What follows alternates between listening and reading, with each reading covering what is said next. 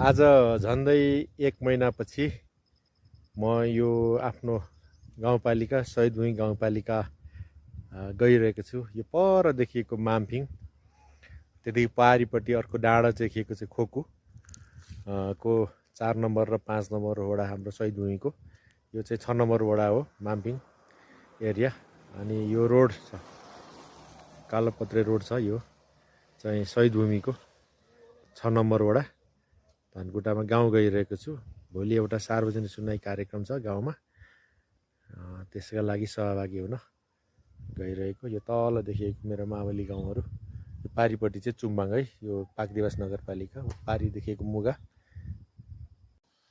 ल यो रोड चाहिँ शहीदभूमिको वडा नम्बर 3 को चाहिँ पञ्चकन्याबाट बेलटार जाने रोड हो। यो भर्खरै यो खनेर सकिएको रोड छ। यो बाटो साँघुरो थियो, यो बाटो बनाएको छ। यता माथिबाट आएको छ, यो पञ्चकन्यातिरबाट आउने बाटो हो।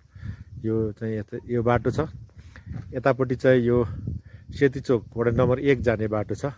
यो घाम डुब्न लागेको छ।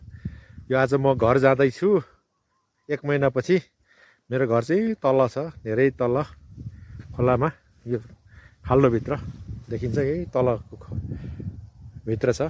म यो चुनाव सकिएपछि पहिलोचोटि गाउँ जाँदैछु। यो जसरी पारीको 1 नम्बर देखिएको छ। यो तल हाम्रो साबिकको 4 नम्बर छिन्दाङको वडा नम्बर 3 शहीदभूमि यता छ है साथी। बाटो मर्मत हुँदैछ। यो हाम्रो घर जाने बाटो। यतापट्टि यो ग्यापिङ वाल लाग्दैछ राम्रो। यो 15 लाख रुपियाँ बजेट गरेको रहेछ।